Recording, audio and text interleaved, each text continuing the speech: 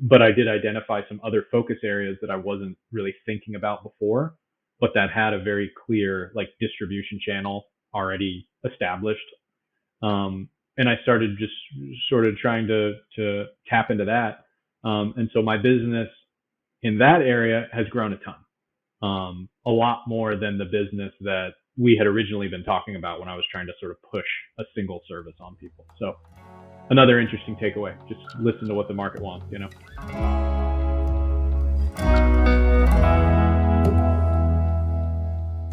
Hello, everyone. We've got Nicco Leone joining us for a Where Are They Now segment. So, Nicco, welcome back to the show. I'm excited to have you back. Thanks, Sam. Glad to be here again. So we always love it when guests are willing to come back on and share some of their experience after they came on Business Therapy and they talk with Jon and I. And Nicco brought on the show when he came and talked to us some of his questions about networking. So I felt like we had a really robust conversation about at least some of our perspective on networking. And Nicco, we wanted you to come back on the show to just talk about your experience. If you were able to integrate anything, if you had any experiences that said, oh, that was helpful, that was not helpful. It's really just an open conversation about, you know, what you've experienced since we connected last. Yeah, sure. So I think, you know, my main takeaway from our last conversation was that I was thinking about my network in not the best way to think about it. I was sort of thinking of my network just as basically equivalent to all of the contacts in my CRM, let's say, just simplifying it down like that.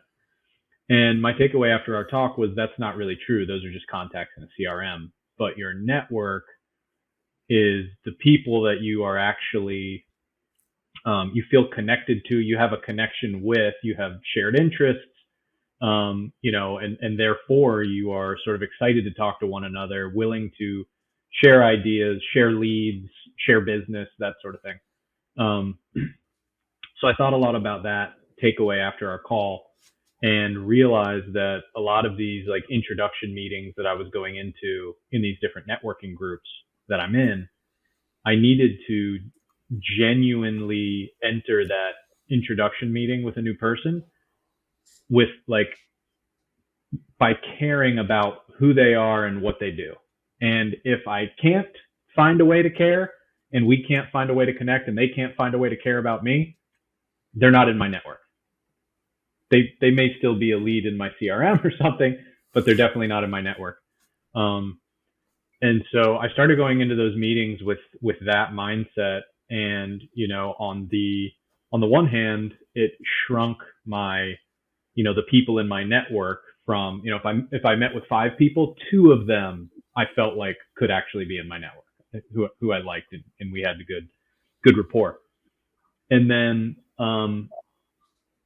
in the meeting itself, I was really not trying to sell them on anything.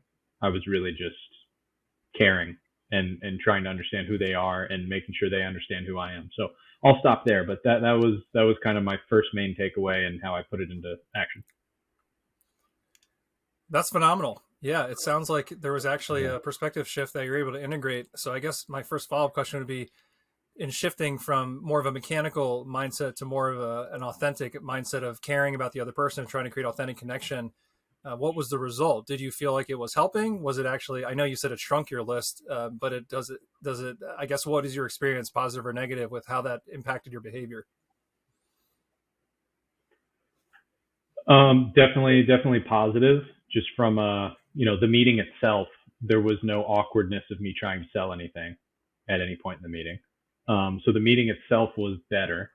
And then honestly, a few times the person I was talking to, because I was interested in them and I cared, they were interested in me and they cared. And they ended up sort of like really pushing me to pitch them on what I was selling. So I ended up actually, through that approach, probably having a couple of better pitches than I would have had otherwise. You know, we'll see like a TikTok saying, pretend to care. And then they'll ask you for the pitch. You know, but no, that's not what happened here at all. This was really mindful.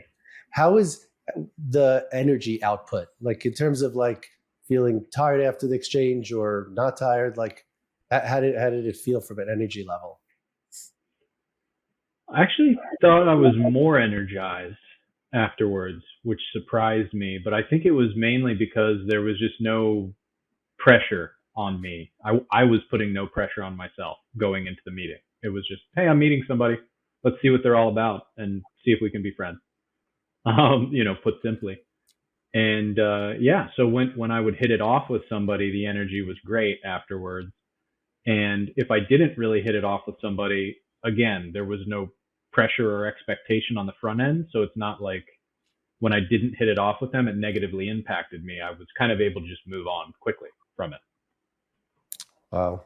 This is an amazing result, because that energy is what makes it sustainable. Because when you're pushing past that drudge of having to speak to people, like, that's not sustainable. So this is great to hear. Yeah. Yeah. And I've followed up with a couple of them after that. And, the ones that I had a good connection with, and just, I looked at their LinkedIn profile and tried to see if they had any connections that maybe I would want to pitch.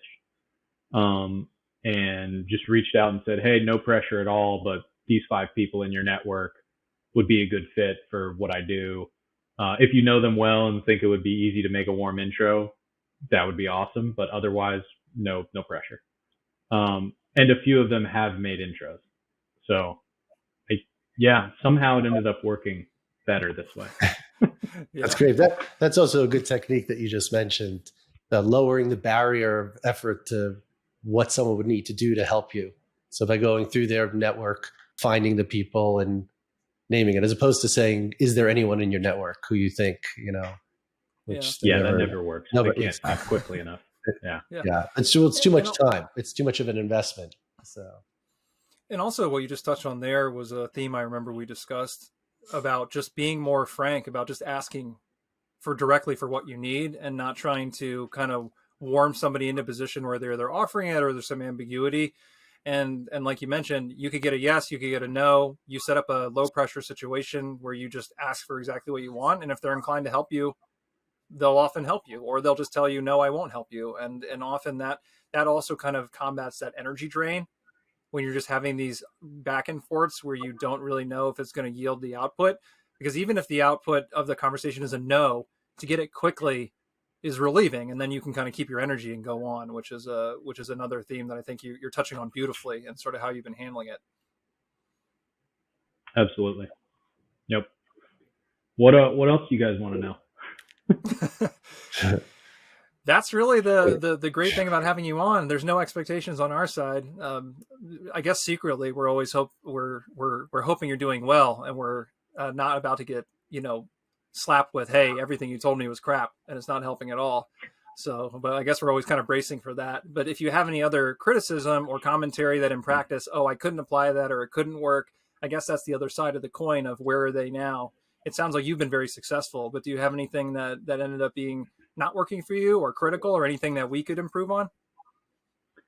Well, I can share some more success, because I'm thinking about another area where it kind of, I made a shift after our conversation. So obviously the one takeaway that I had was what we just talked about. The other takeaway that I had was maybe that I'm selling this offering, maybe that's something I should kind of look at and change.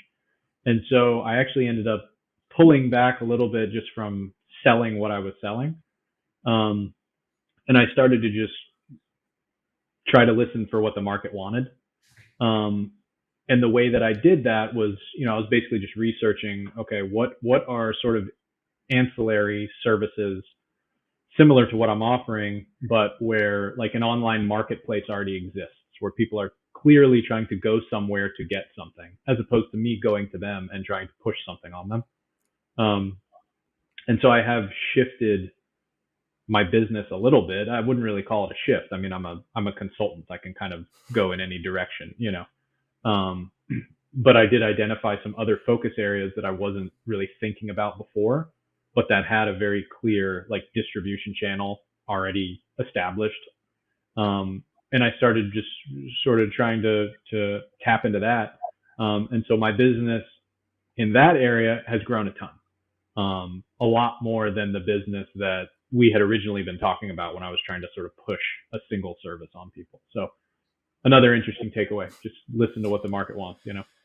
Yeah, that's great. And I'd love to reflect on that because it's actually been a recurring theme in a lot of the guests that we've had on the podcast, which is this idea that has actually been debunked in a lot of business education, which is the idea of build the thing and people will come. That's kind of something that, many decades ago, that was the mentality, and it's no longer the case. But I think it's more in digital services, or like you said, consulting services. People don't realize they're accidentally, because they're not making a tangible widget, that they're falling into that same trap that you're describing, which is I built the thing and now people should come, or that they will just want the thing that I built. And in that, there's this innate idea that because you conceived it, it's the right thing. And part of this whole idea of networking, of having authentic conversations, what you're describing is just that at a higher level with the whole marketplace, which is to say, I've got this thing I want to do, but it shouldn't ever be a one-sided conversation. Because if you go in realizing that you are flexible, you can be adaptable, and you can create something that is already a warm conversation that exists that you can walk into, and it's not, hey, this is my thing and beat it if you don't want it, then like you said, I think the outcomes they speak for themselves. But I do think it's very easy in digital services or intangible services to get caught in that trap you're describing and not even realize it. And your reflection, I think, is very profound in that sense. And the outcomes based on your reflection are equally exciting and impressive. Yeah.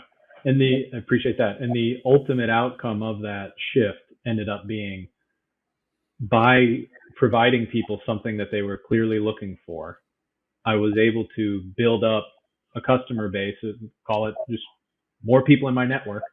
And then I was able to sell the original service to those people as well after I had built trust with them, offering them what they wanted. So it's been a great couple months. No wonder Oh, sorry, Sam. Go. I was just saying, no wonder you agreed to come back on the show. It's like sharing the good tidings. Go ahead, Jonathan. I have never seen such a mindful transformation like as I'm seeing right now, because the amount of getting out of your head that was done, or how fast you just released everything, and being able to make that shift to listening, that's incredible. Like in business, I don't see that kind of mindfulness shift that fast ever. So because we're always thinking of our technique, how do we do this, what we want to say, what we're trying to accomplish, there's no room for anybody else in the conversation. So for you to just let it all go. And I remember on the episode that you were on, Sam said, I release you from feeling this obligation of doing networking the way. And it's almost like that scene in Office Space. I don't know if anyone saw it. He goes to the hypnotist and then suddenly he doesn't care, and then suddenly his results are amazing, like that it almost like worked, like, I don't know if it was like a Jedi mind trick or something, but we could not have hoped for half the sentences you gave in this episode so far. So let alone just the whole package. So it's really incredible. Appreciate that. Yeah, we got to give Sam some credit when he splashed the holy water on me, for sure. I sometimes feel like my flair for the dramatic translates into good outcomes. Sometimes it can be equally bad, but in this case it worked, so I'm glad. It's my cult of personality. Yeah. Well, that's what I've got. Those are my big updates. Awesome. Well, thanks, Nicco. Like we said, pleasure having you back on the show for a quick update. We love seeing people again, especially when you have such amazing news. And yeah, keep it up. It sounds like soon you're going to be giving your own master classes in networking, because I can see that the traction and just the short timeline of how you've converted your energy to build connection and to yield and convert business. Truly impressive. Like I said, now you can go out and also give a great networking advice, which is a great thing to see. So thanks again for coming back on and letting us know. I appreciate that. It's a good idea. Thanks, guys. Yep. And for everyone listening, thanks for tuning in to Where Are They Now segment. And we'll talk when we see you, either on a next episode or a next clip. So thanks a lot.